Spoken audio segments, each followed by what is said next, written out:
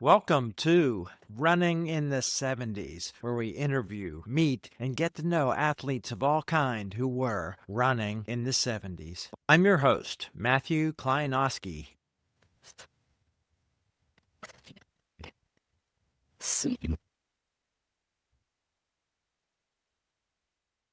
Today on the podcast, we're in Colorado, and we only have so much time, so I'm not going to spend the entire podcast episode introducing our runner. Let's say in the 1970s, from that era, there are a few names that any sports fan in North America knows associated with track and road racing. We have Free, Shorter, Rogers, and anyone who actually ran, anyone who's involved in the sport knows the name Benji Durden. Not only was he part of one of the greatest eras of U.S. distance running, he helped define it. The list is long. I'm just going to mention a few highlights. World record holder on the podium at Boston Marathon, world championship team, U.S. competed in Russia, set a world record in the 24-hour relay. Fortunately, Benji has done a lot of writing, and you can read up some of his first-person accounts of some of these adventures. And we'll talk today on just some of the stories with our guest, Benji Durden. Hi, Benji. Good morning. In part one, we talked with Benji about a lot of his successes and the earliest parts of his career. We'll go into the end of his career and the running he has done since he retired from professional running. Enjoy. Let's talk about some of the less happy parts of this, looking at the next Olympic trials and when you did get a severe injury that kind of disrupted things. That Boston started it. Because of that blister, it was on right behind the big toe, and it was about a 2-inch blood blister. So the ball on the inside of the foot, I didn't want to land on it. So I started rotating out to the side of the foot, and that strained my plantar fascia. And I didn't know that was what was wrong, really. And I went to the World Championships, and there was a Finnish massage therapist that worked with Salazar. And I thought maybe it was a heel pointer. That's what he said, it was a heel pointer. And he went in and dug in really deep, and he made it even worse. So I ran okay at the World Championships up until about, I want to say it was about 20 miles, 22 miles, somewhere in there. Actually, it wasn't that far. Maybe it was just before 30K. We had an aid station collision, and I went down. And I reached across each other. We went down. That's when the surge for the finish started. And by the time I got up, it was like 200 meters and going away. I chased them for about a mile and a half and then went into finish mode. So I didn't have a good race. Yeah. That was Helsinki? That was Helsinki. Yeah. I was 2:20 and change. And then I was committed to run the Toronto Marathon. So I went there, and I was the favorite, primarily because my PR was well ahead of everybody else's. And they sat on me. And so it was a windy day, and everybody just kind of lined up behind me. So I just ran 2:18 pace for a while. And then it got progressively faster, but then in 5K to go, I really took off. I ran low 14s. That's 14:10 to 14:15, somewhere in there. And over the last mile, I didn't know where anybody was. So I really wanted to put it away. And about, I guess, 600 meters in that last mile, somebody stuck an ice pick into my foot. Did you have a bone spur? Did you actually have a plantar fasciitis? That can cause a bone spur. Now, it makes you feel like that, but it was plantar fasciitis, and it went from plantar fasciitis to actual tear. And I was right at 420 for that last mile and tore the plantar, and I never ran fast again. That was a 2:15 run the hard way because it was slow and then come in hard. I never broke 2:18 again. But that didn't stop you from running. No, it didn't stop you from winning. Yeah. I kept thinking I would come back. I won again, but it was several years later. I won a couple of marathons in my later part of life. And they're small marathons, obviously, and they're not fast fields, but I did do them. And actually, I have the record for the longest duration between my first win and my latest win. And it's probably my last win. 44 and change. Yeah. 1977 to 2017. Was that right? Yeah. Was it 2000? So it's 40 years and some change. I can look it up if you want. Yeah,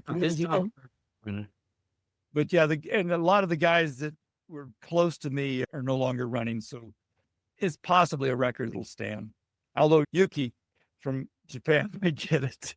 Yeah. At a marathon, that's pretty amazing because how many people are still standing competitive at the distance? Yeah. Thinking about this, I was like, wait a minute, I won a half mile in 1977 and I won the Ontario Masters in 2019. I got 42, but it's only a half mile. I'm sure there's plenty of people. As well as you're on the 100 meters. I won the whole race. I want to talk about the other kind of the marathon accomplishment list that you did with you and Amy in the 50 states. When did that become, hey, that's something we should do? And whose idea was it? And how long did it take to plan and work that out? I'd been coaching a woman, Judy Henderson. And I did a period where I coached. I'm not really doing that anymore, but I did a period where part of the way I made a living was coaching. I was doing computer support and coaching. That was my contribution to the household. And Amy was working various engineering jobs. She's a telecom engineer. I was coaching her and I was helping her get marathons. I was coaching her for marathons. And she mentioned mostly to Amy. She mentioned it to me, but she was friends with Amy too, about this 50 states thing. And I had another friend, I wasn't coaching him, I'm advising him some. And he said, there's this 50 sub 4 marathons. And up at that point, I was still running in the 330s or better. And I thought, that's interesting. Maybe I can do that. Amy wanted to break, what she could do, but she didn't have a time goal as much. She wanted to run all 50 states. And I wanted to run all 50 states. We also wanted to run DC, and I wanted to be under 4 hours for all of them. I didn't think it was going to be that challenging. It turned out to be a little more challenging than I thought. How many states do you think you had when you said, okay, I'm going to do this? I want to say I was around 20 because I've run a lot of different races. It might have only been 15 to 20, but Amy didn't have anywhere near that. And because she hadn't been running marathons as long. You had a fair number. She might have been 20. Anyway, we started out and Amy did a lot of the planning and we did things like 19 marathons in a year. To get there. And we had a timing business. We were doing this while we were timing races. We had a sprinter van. So after we would finish timing a race, we'd empty all the junk out and put a small futon in the back, roll up futon, and so we could sleep on it. We'd drive across the country to run a race and try to get 2 or 3 as we did that. And we ran all over the United States. And it was a challenge, but it also was an interesting challenge, and we enjoyed the experience. But like I say, towards the end, it was getting harder and harder to break 4. What was the logistics of your timing company? How big of races could you handle? What technology and what were you using? Like we started off, it was my first timing experiences were back I was in grad school at the University of Georgia. And we started the Athens Track Club and we put on small races and we made our own ribbons and we handed out popsicle sticks and we had an old Chronomix, one of the thermal printers, and we matched everything up and I felt like we knew what we were doing. And I guess we did because the races worked. So when we started, it was similar to that, although we had pull tags where you'd have a tag at the bottom of a bib and we'd tear that off and put it on a spindle. Now, part of the reason we got going into this is the Bank of Boulder, which put on Boulder, wanted to do a cross-country meet. And the way they were doing the Boulder timing, they were using basically interpolated performances. Every 5 seconds or so, they would give you a card and that card would have a time on it. And they would interpolate between the 2 cards where you were. I think they had 15 shoots and the shoots were just all combined at the end.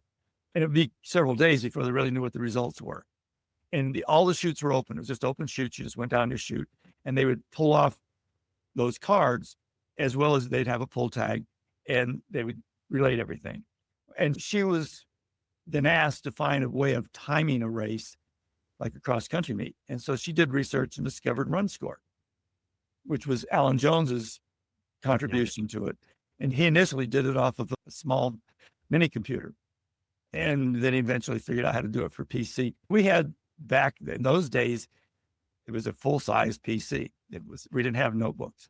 So when we started, we were doing it like at a school gym and taking the results back. And we did 3 races or so. And then people started asking, can you do it for us? And it began to snowball. And I think we were doing 10 or 15. Amy probably could give you better numbers. We're doing like maybe 10 races a year, not a lot. And then 9/11 happened. And just before 9/11 happened, she got laid off from her company. But she had 14 weeks paid. And so I began doing less computer support. I was still doing some, but less. And she now had full-time race timing. And so we went from whatever we were doing to pretty much soliciting races. And we actually were able to buy a couple of laptops. We had one laptop, one of the first good ones we got had 25 gig hard drive. Yeah. And more timing with race score. And race score, Alan Jones had decided, okay, I'm done. I'm not doing this anymore. And a friend, Alan Avery, decided to do ELF score, which was essentially a run score with a lot of bells and whistles. And we became his alpha and beta testers. So that we went down that path. But we got to where we handled Race for the Cure a few years, where we were doing flood shoots, and we had time machines, which is a little timing device. And we would check and make sure we fixed the errors. We've got people fixed with pass each other to shoots. And it was, I don't know how we survived, but we did it. And that was what we did until COVID hit. Eventually got chips. Chips began to show up. Initially, people were talking about championship. The problem is for championship is they were expensive. If you lost one, it cost you a lot of money. And we weren't charging that much for our timing services. We couldn't really afford it. And then other companies started coming in, and we did the nationals. I want to say it was 2000. When was the first nationals, Amy? Our first national cross country. I think it was 07. And IPECO had some chips. They were just getting started. They weren't really commercially ready yet, but they wanted to time the meet. So we let them do their thing and we did our thing. And we had our results and they were done and accurate before the IPECO chip came in. So we weren't impressed. But we got the nationals again. This is here in Boulder for 2014 and 15. And I'd also, by that point, it's already got an IPECO system because it got better. And we were timing cross-country meets, and I got the IPECO system as well as a Finish Links camera to fix problems, because they talk about how accurate chips are. They're not as accurate as people say. They're like within 0.2 of a second. If you get 2 people finishing in that same time frame, you don't know who beat who, depending on where the foot was, etc.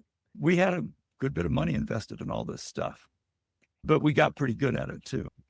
We did 90-something races one year. Wow.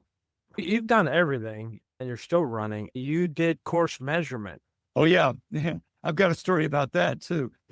In 96, we had a race up in Nederland, which is west up in the mountains. It was a Ned's what they call it, because everybody, there was the Erie, the Ned. But anyway, because of Boulder, they were playing these games. And they wanted to change the start and finish for the 10K. So I'm certifying the 10K. And it comes through town and goes into this dirt road and zigzags in there a little bit. I'm looking back to make sure there's no cars coming because I'm doing this long tangent. And I hit a rock about the size of a football with my bike. I hadn't seen it. Went down, broke my collarbone. And that was the end of certifying it that day. I ended up having to take an ambulance down to the hospital. It turns out Amy drove me down. I don't remember a lot of that day because it was a painful day. But that ended up, I have a bad healed collarbone and I have issues with it still these days. But yeah, that was one of my disasters for race certifying.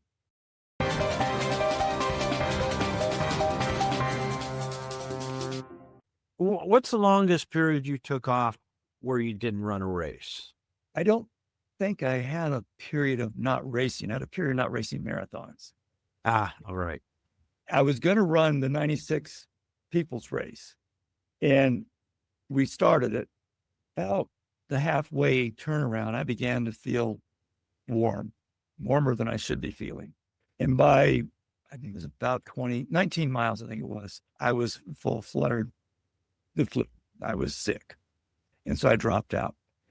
And that would have broken that. I had like a 14-year no marathon period, and that would have broken that a bit. But That was my one attempt at it. The plantar fascia tear is ended my elite career. And then I ended it again with the left foot. I tore that. I was running a half marathon in New Mexico, the Duke City half marathon. Pablo Vigil and I were racing each other. And we were trying both of us win the Masters. There was a little bit of prize money for Masters. And around 10 miles, I tore the other plantar fascia. And I ended up still second, mostly walking. And I decided, okay, my body isn't taking this anymore. So I quit running longer races. I ran a lot of little 5Ks, and I dropped down to where I was running maybe 25, maybe 30 miles in a week. And I put on a lot of weight. I was sort of done with it. Then 2003, I got diagnosed with prostate cancer.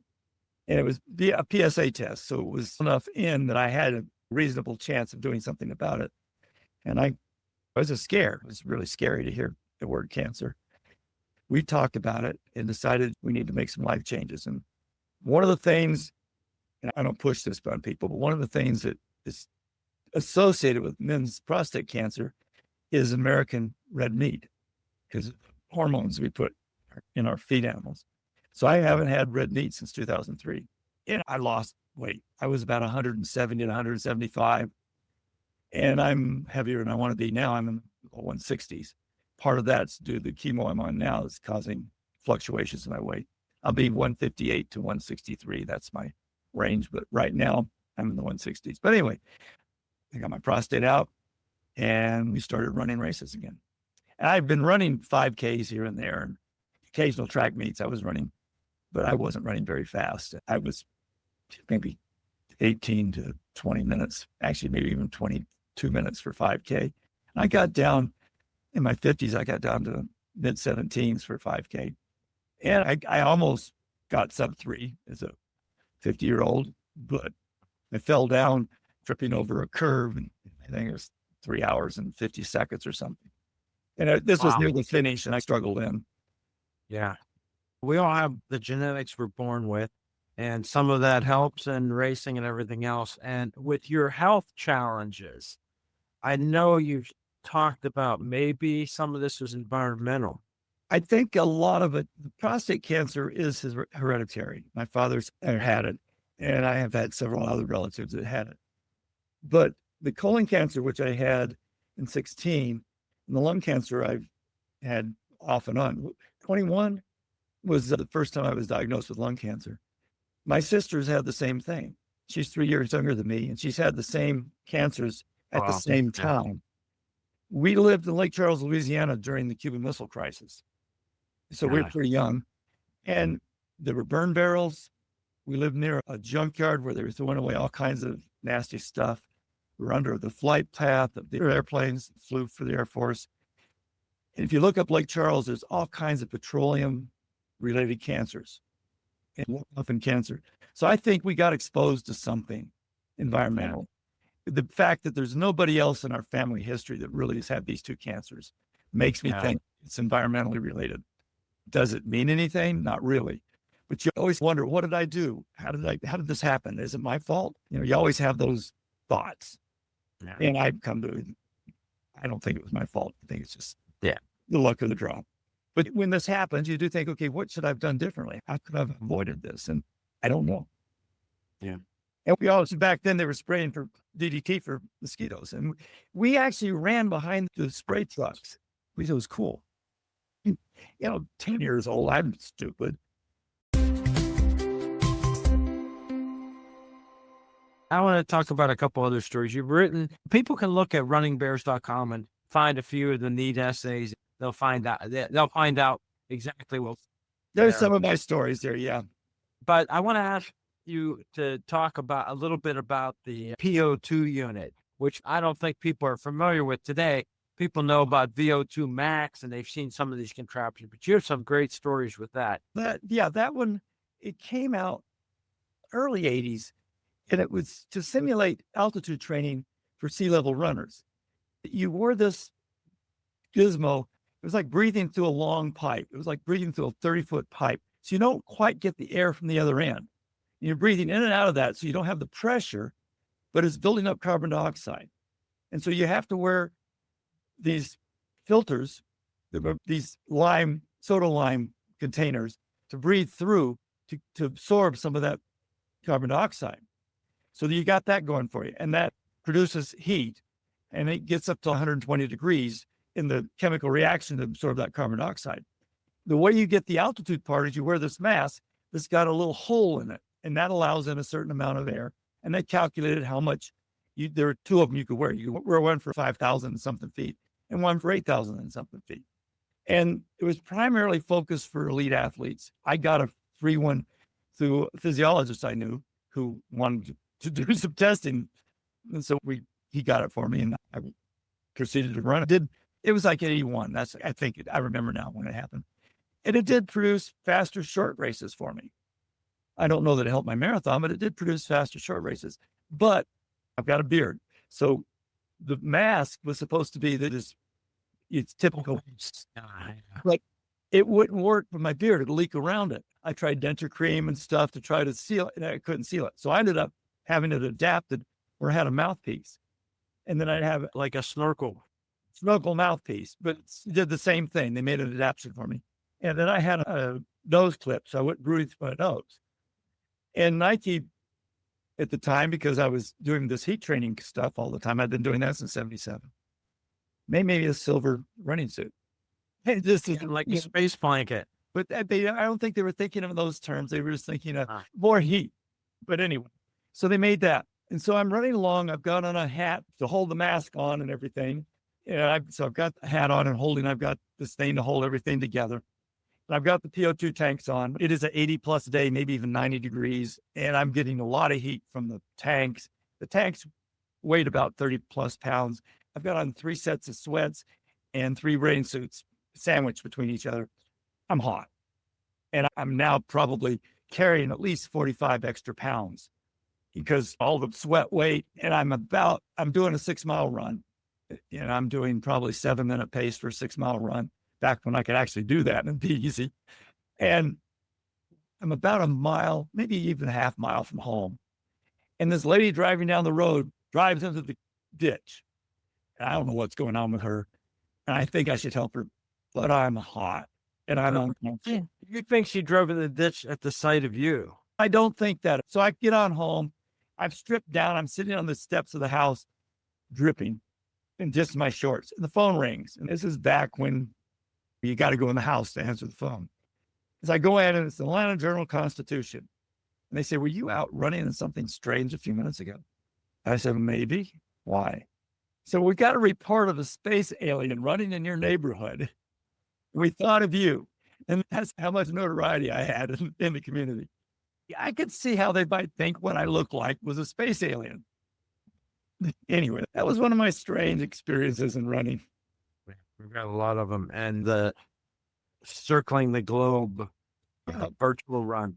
It didn't start first for the circular thing. It started initially with when COVID came along, races went away for a while. And that's why we retired from timing, because it just didn't happen. And most of our running timing was high school meets, but we didn't know, because we used foot chips. We didn't know what we were going to have to do with the chips, whether we have to soak them in chlorine. Nobody knew anything. So we decided, okay, we'll sell our equipment. In 2020, I was getting close to the time I wanted to retire anyway, carrying all that. So virtual events began happening. I ran a virtual mile downhill in 5:40, but I did it, even though it was downhill. But Laz decided to put on the great race across Tennessee.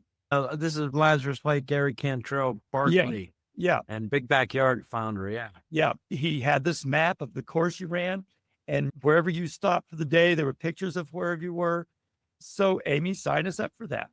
We ran across Tennessee, and we turned around and ran back across Tennessee that first year. And then we did it the next year.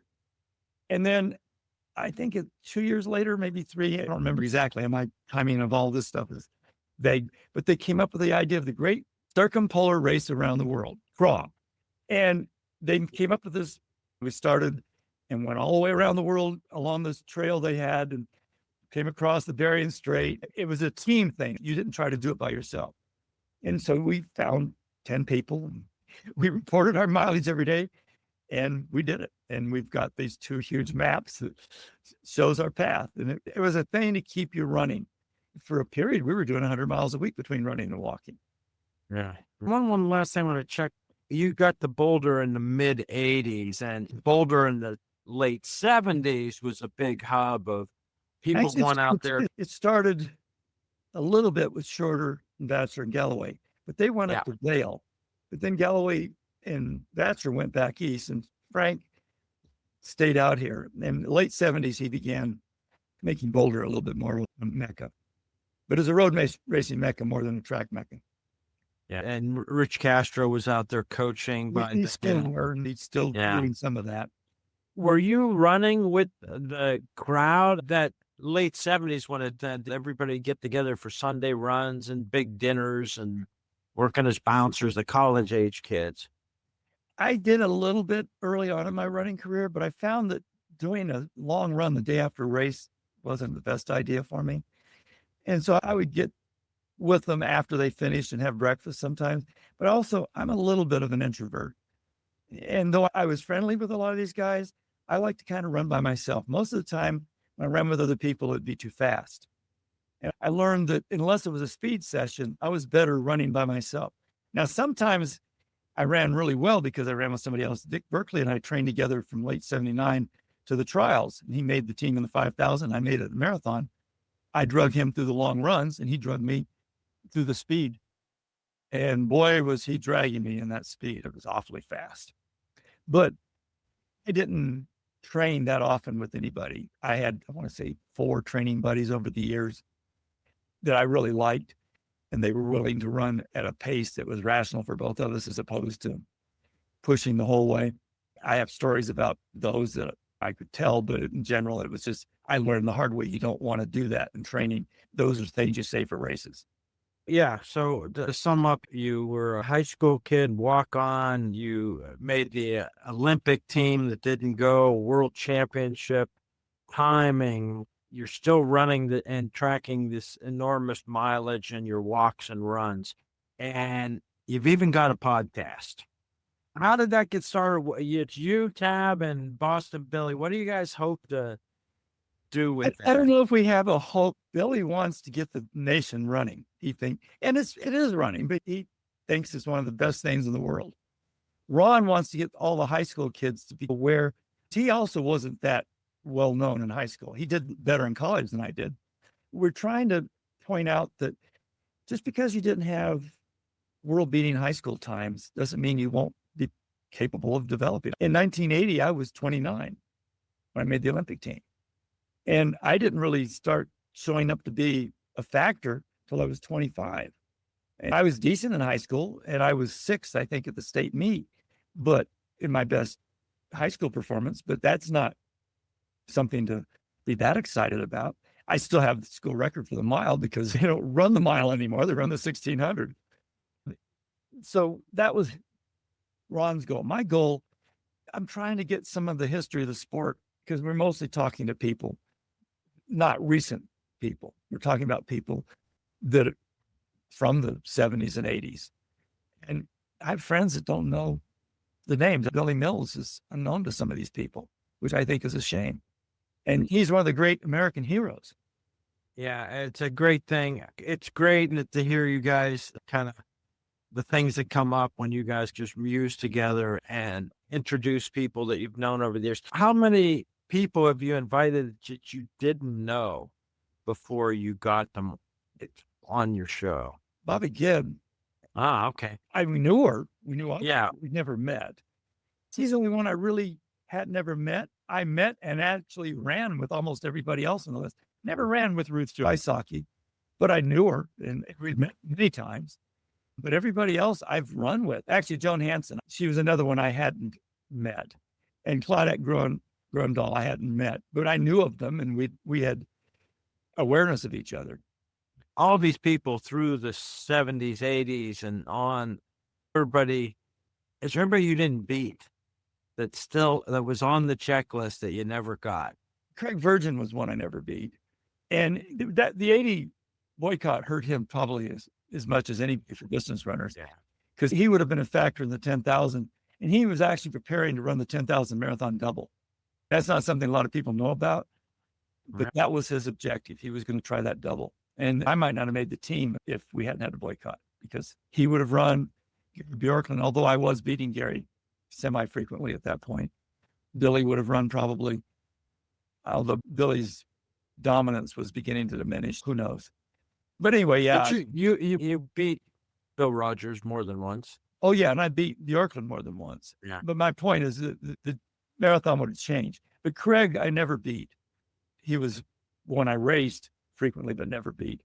In his prime, he was one of the best in the world. You don't get to be world cross champion and not be the best in the world. Yeah. I'll cut this out. I haven't talked to him in a while. Mark Muggleton beat Craig in an indoor 2-mile once. Yeah. It's funny. Yeah. Any given day, it's possible. Yeah. But Craig was not racing the roads as much as I was. So my opportunities against him were limited. I hardly ever raced him in the roads. And that was the place I could have likely have beaten him. Yeah. I couldn't have beaten him on the track. I didn't focus on the track. I didn't train for the track, and it had been difficult for me to beat him there. I had good speed, but I just never trained for it. Yeah. Okay. Is there anything we could go on forever? Yeah. There's a lot of stuff we could talk about. I don't know how much it would be interesting to anybody else. I'll stand up and show you my sweatshirt that I wore. All right. Marathon Maniacs. And who did that logo? There's a group of people called the Marathon Maniacs, and you have to run a certain number of marathons to become a marathon maniac. And there are various levels. The year we did 19, we got up to pretty much the top level. And it's basically just people. We got up to 7 stars. There are 10 stars available, and we got up to 7 stars. And then we quit running that many. But yeah, it's a group of people that they're crazy about marathons. Yeah. Wow. Thanks for everything you've done in running inspiration to people and the documentation. And I know how thankless podcasting work and editing and technical work. You're doing that too, and providing us with a lot of entertainment. Yep. And I enjoy it. I'm not, like I said, I'm a bit of an introvert, but I like small interactions. And the fact that this allows me to interact with other people without me being in my own comfort zone, it makes me happy. I think hearing your stories and kind of the good news of where you are in health right now will make a lot of people happy.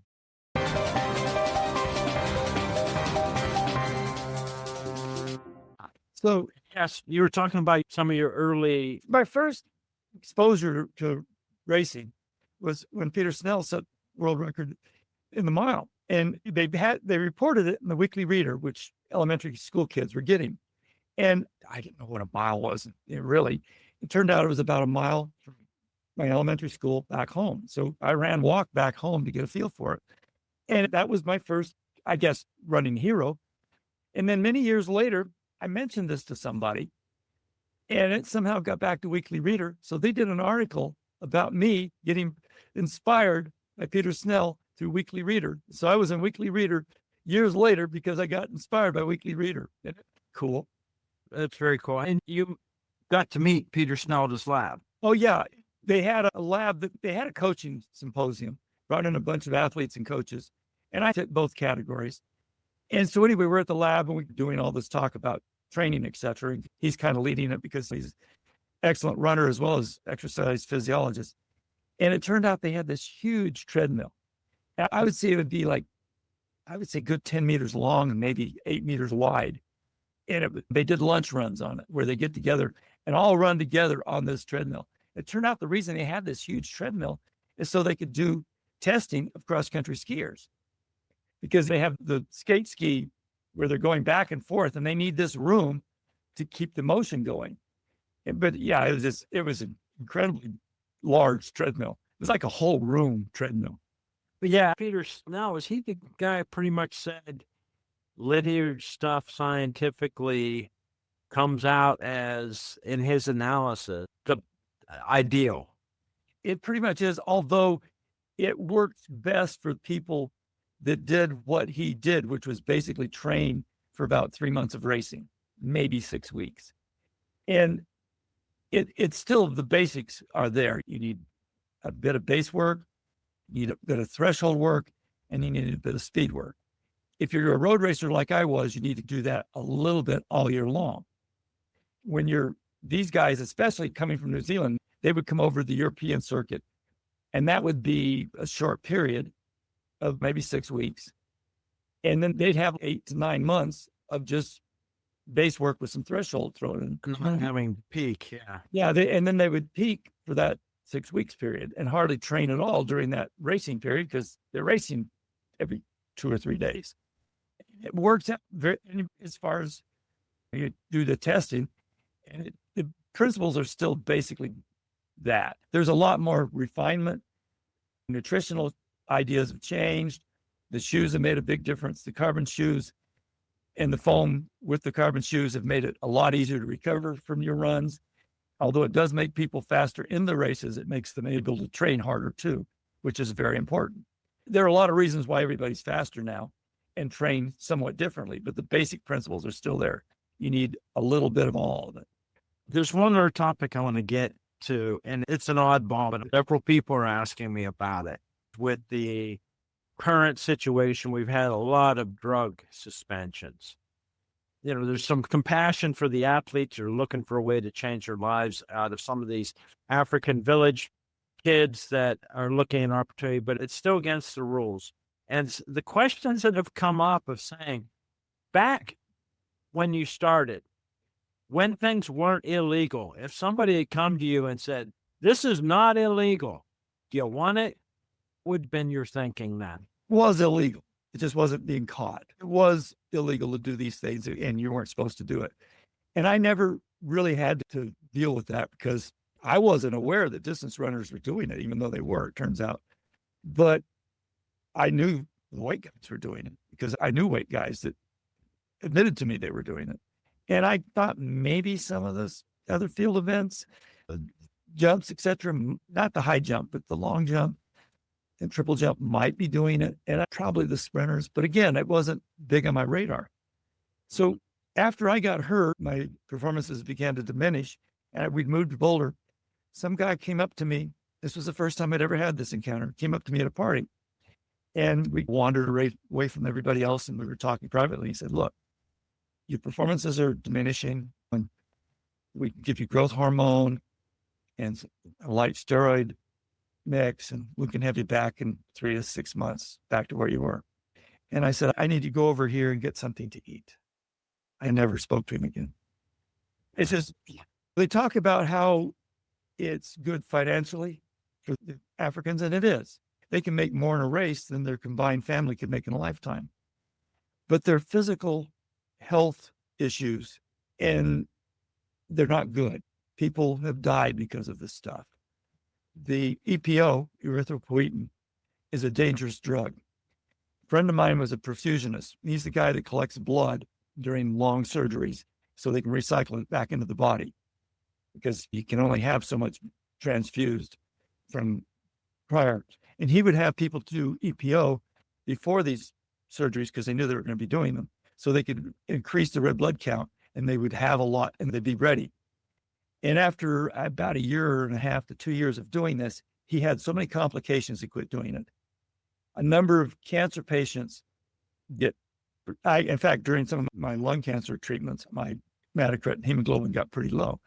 And in the old days, they would have suggested EPO to bring that up. And now you've got to be pretty bad off because it's just medically not safe. We were at a race we were timing, and a guy rides up during the race. I'm standing around waiting for people to come back. He rides up and he's got this shirt on with corpuscles all over it.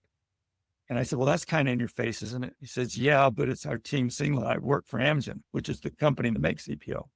And they have a plant here in Colorado.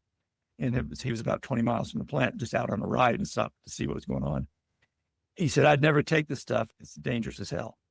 He says, what people don't know about is 10% of the people or more that use it become transfusion dependent. They quit producing. But EPO is a natural hormone. And when you take a synthetic hormone, your body quits making the natural hormone. Sometimes when you quit the synthetic, it'll come back. But for 10% or more of the population, it doesn't. And so for the rest of their lives, they either have to take EPO or have transfusions.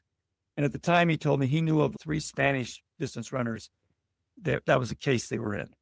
Plus, initially when they used EPO, which is a big drug now, A number of Dutch cyclists died from it because the red blood count got too high. And so the blood was too thick and their heart rate got too low and they just died. I had a friend who was a good agent from Japan. He flew into Europe one summer from Japan. So his clock is all messed up. His biological rhythm's all messed up. So he got up at like 3 a.m. He's walking the halls. He hears all these alarms going on. And all of a sudden these doors open up and Ethiopian runners are running up and down the hall. The next morning he says, what was that all about? And they said, they're having to get up when their heart rate reaches a certain point and move so they don't die. And yes, you do perform better. And yes, they've gotten better at figuring out, they use plasma now, et cetera, to kind of reduce that too viscous blood, but it's risky. And with my health issues, that's insane. Off the table. Yeah. Is your friend? This was a Japanese runner. Brian W. was my friend. Yeah, Brian was East Coast. He's a good runner. And then he moved to the triathlon for a while. And then he was in the medical. And he actually died of a MRSA infection. Oh, yeah. Our neighbor has a cat that belonged to him that we were paying godparents of his cat. And when he died, he was in Minnesota. Amy flew back and got the cat. And our neighbor now is the cat mom. Wow. Still there. That's great. Yeah. I did a lot of 33 decades of work on HIV research. A lot of when I was in Egypt for a long time, and I stayed connected to University of Texas, Houston. I was talking to Ron about his old running tracks. I used to go to Houston a lot at medical school there. And that's where Tab did a lot of his training groups. Yeah, he was in that area a lot early on. The one guy I thought who said, I know where the bodies are buried type, everybody knows inside stuff, but Castro. Castro knows quite a bit of it. John Gregorio, who worked for Nike, knows a lot of it. A lot of what we know, we can't really talk about because we don't have any physical evidence. Yeah. We know stories. We got people that are litigious, and Americans are not clean in this. There's certainly a lot of Americans. You look at Lance Armstrong, and for the longest time, because of his cancer history, I had trouble believing he would do it. But he did. Because when he had his cancer history, I had my prostate cancer. I just couldn't believe somebody would voluntarily put themselves in a situation where it would risk their health. And a lot of them, I guess, they figure they're immortal. They won't risk their health. Yeah, I got to the Sydney Games in 2000, and I managed to get a press pass with the writing I was doing in Egypt. And I went over to watch Marion Jones jump in the trials and went to her press conferences, and she was so passionate about, oh, my husband doing this stuff, he's out. I would never but she was. Flojo is my opinion, our best example of Americans. I flew home with her on the plane from Helsinki, and she was a different woman a year later. Yeah. And she put on so much muscle mass that in early 1980, I started doing Nautilus. And I ran into a guy at the club I was doing the Nautilus. He says, you're not doing it right. We need to really ramp it up. And it was where they were yelling in your ears. You're trying to push the weight up. And I was really pushing. I gained 5 pounds. I got to believe I had more natural testosterone than Flojo. And she gained like 20 pounds of muscle. Now that doesn't compute. I think that Nautilus helped me a lot. I've done weight training pretty much from that point on. That was part of, I think, why I ran 3 minutes faster. But I just still, she was a lot meeker and a lot smaller. And it cost her a couple decades, of life. Yeah, at least. She said she was going to become a marathoner. I didn't know that. Yeah, because somebody told her about EPO. I'm pretty sure this is what happened. I don't know that's why she thought she was going to become a marathoner. But she made these noises about how easy it was going to be. She'd set world records. One, drugs she was taking already had fogged her brain. And EPO is fine. It'll make you, and sprinters actually take it because they can train better with it. But it's not going to make you a distance runner. The Natrite Track Club, because Chuck DeGoose has always been suspicious. And I got a shipment of, when I was running for AW, of Nature vitamins. And at this point, I knew about the rumors, and I threw the Nature vitamins away because I didn't know. One, wasn't taking a lot of vitamins, but two, I just didn't know. I'm sorry, they threw them all away. It's a sad thing. It makes it difficult. You see a performance and you have to wonder, was it a good performance or not? Yeah.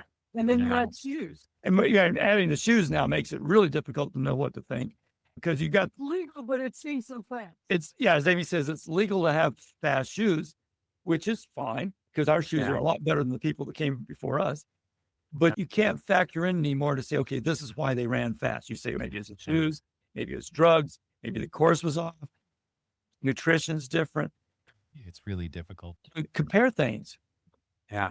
Yeah. Nick Simmons did a video when the first Vaporflies came out. He did a 4-minute downhill mile in the Vaporflies, just making a video to make. Yes. Yeah. He did a lot of that kind of stuff. Yeah. He did. He actually run sub 4 downhill. Yeah. I never run sub 4. Anyway, Yeah. but I should have been able to run it legitimately. I had 49-second 400 speed. And so I had the speed, but I never learned how to tolerate the lactate needed to be a good miler because I never trained right. But anyway, we run the Hood to Coast in my 50s, and I was the lead leg for our team. It's a 50-year-old, 50s plus team. So we're coming off, this was Mount Hood, and they have the waves for various types of teams, and this was a master's wave. And I didn't go over 4-minute pace until 4 miles. That's how downhill it was. I was 19. Actually, I was 18 high at 4 miles.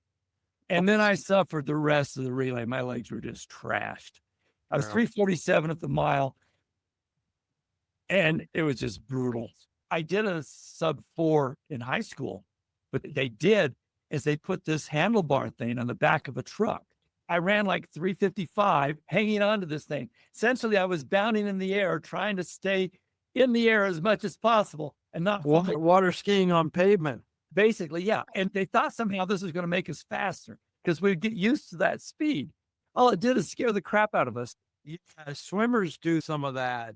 Well, with yeah, the pole rope, right? Yeah, there you're getting the feel of the water on you, and you're getting to learn what it's that feel. But what we were doing, there was no feel for the running. It was just trying not to get killed. That's great. And in the coaching, how did your being an elite athlete kind of inform you approaching the psychology of the athletes you coached? It helped me understand, from my own perspective, the challenges. Because before you start a race, you've got the fear of failure and how to deal with that. You also have the fear of, okay, I've missed a day or I've missed a workout, and how to deal with that. As well as the fact that I also learned that, yeah, racing is important, but it's not life and death. Some of these people, even though they're not elite, it seems like it's life and death. And so I had to be able to deal with those kinds of issues, as well as I had to be able to recognize that you can't overtrain and assume you're going to be successful. Some people get away with it, but they can only get away with it for a year or two. The body will go into an alarm state where if you're overtraining or doing eating disorders, and your body can do things. And I think it's about a year and a half that you can get away with it. And then the body's eaten up so much of itself that you can't get away with it anymore. I had to be able to recognize that was going on in people. And I actually walked away from a couple of athletes that I couldn't deal with it. I couldn't help them and they couldn't be helped. And I didn't want to be there when the crash came. And you couldn't convince them they needed to go and get help psychologically. But part of the problem is I also overdid it. I was coaching 30 people at the time via phone, and I couldn't keep track of, I had notes. You have to be able to think about who you're coaching. It's not, you can't just do it from notes. You've got to have it sort of, just a paper. yeah, you can have an idea of who they are. I was losing that at the end when I backed away from it a bit. I'll meet somebody every now and then. They talk about how I was so influential in their running as their coach, and I don't remember them. But part of that is also, I don't remember people as well as I should. Amy's really good about remembering things. And I think part of that is, as a woman, you have to keep track of menstrual cycles and things like that. And so you become very good at time. I'm not really good at time. I don't know where I am in the world temporally. I have to ask her every now and then, was that 21 or was that 22? I can't remember. And it's not because I don't want to remember. It's just, I don't. It's just time as well as from the years of being a marathoner, I've become very present.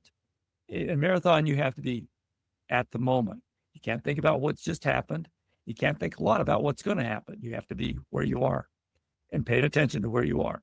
And as well as when you're training, it's the same thing. You can't think about the workouts you've done. You can't think about the workout that's coming. If you're in your third 800, you think about the third 800. You don't think about the sixth 800. Because if you think about the sixth 800, you're going to mess up the third 800. And so I've been doing this for over 60 years. And so you become very present minded. And that makes it difficult sometimes to remember things outside the present. All right, maybe we'll leave it there. It's such a pleasure to spend time. Thank you for all your time, Benji. It's great. I know people will be thrilled here. Thanks a lot. Sure. Bye. Bye. Hey, I hope you enjoyed another episode. Do you have someone you'd like to hear interviewed on the podcast? You can leave a comment on the YouTube channel or on the website, running70s.com. That's running70s.com.